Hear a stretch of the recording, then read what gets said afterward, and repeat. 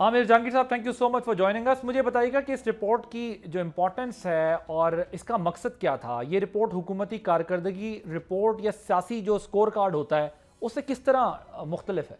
ये रिपोर्ट जो है वो बेसिकली डॉक्यूमेंट करती है ऑल द रिफॉर्म्स जो गवर्नमेंट ऑफ पाकिस्तान ने पिछले 12 महीनों में किए हैं। यानी कि जनवरी 2025 से लेकर दिसंबर 2025 तक जितने रिफॉर्म्स गवर्नमेंट के एम्बेड में हुए हैं वो सब इसमें रिकॉर्ड किए गए।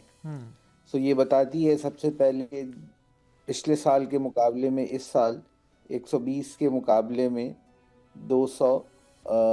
660 रिफॉर्म्स किए गए हैं, जो कि एक सब्सटैंशियल इंक्रीज है in terms of governance and reforms के मद में। सो आमिर साहब, ये जो IMF हमें बार बार रिफॉर्म्स के लिए पुश करता है, प्रेशराइज भी करता है, सो इस जिन रिफॉर्म्स की आप बात कर रहे हैं उसमें वो रिफॉर्म्स जो IMF कहता है किस हद तक हमने उनको एड्रेस किया है? जी, काफ़ी हद तक है। एक तो सबसे बड़ी जो रिफॉर्म्स की आइडेंटिटी सामने आती है वो आती है in the sector of digital reforms.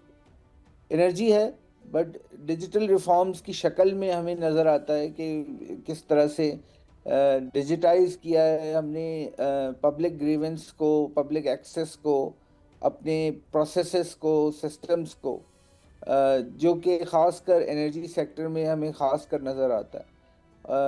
इसके अलावा ई ऑफिस कंप्लाइंस, जो कि हमारे ओवरऑल गवर्नेंस सिस्टम को डिजिटाइज करने की बात है। यानी कि अब फाइलिंग सिस्टम जो है वो 100% जो है वो पाकिस्तान में डिजिटल यानी कि ई फाइलिंग हो गई है। सो अब आपको कोई भी फाइल चेंज करने की या कराने के लिए आप वो नहीं कर सकेंगे क्योंकि उसका डिजिटल फुटप्रिंट नज़र आ जाएगा। तो इससे ट्रांसपेरेंसी और करप्शन में भी कमी आती है और ट्रांसपेरेंसी इंप्रूव करती है ये चीज़।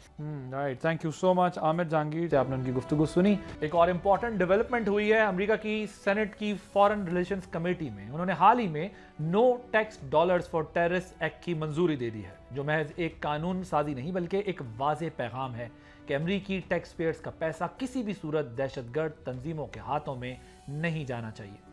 इस हवाले से मुजव्वज़ा कानून साजी के जरिए अमरीका ऐसी हिकमत अमली तैयार कर रहा है जिसका मकसद अमरीकी टैक्स पेयर्स के पैसे को तालिबान के हाथों गलत इस्तेमाल से रोकना है, क्योंकि अमरीका और बैनुल-अक़वामी इमदादी इदारे चाहते हैं कि वो ऐसा मौसर निज़ाम वज़ा करें जो बढ़ते हुए इंसानी बहरान के पेश नज़र अफगानिस्तान में इमदाद निचली सतह तक पहुँचने में मदद करे।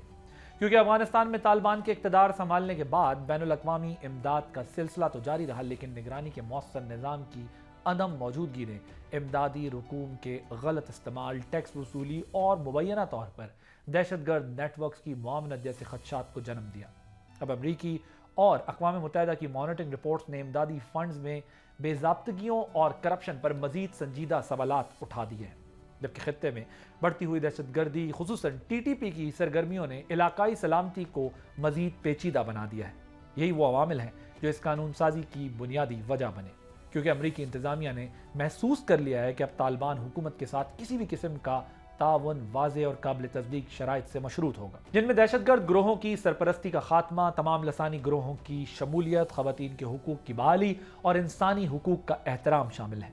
लिहाजा माली शफाफियत और सख्त निगरानी ही वो रास्ता है जो इमदाद को हकीकी मुस्तहकीन तक पहुँचा सकता है और खित्ते में पायदार अमन की बुनियाद रख सकता है। यही वजह है कि इस पेशरफ्त को पाकिस्तान के लिए निहायत हौसला अफजा करार दिया जा रहा है। सब्सक्राइब करें और बेल दबाएं ताकि कोई खबर रह न जाए।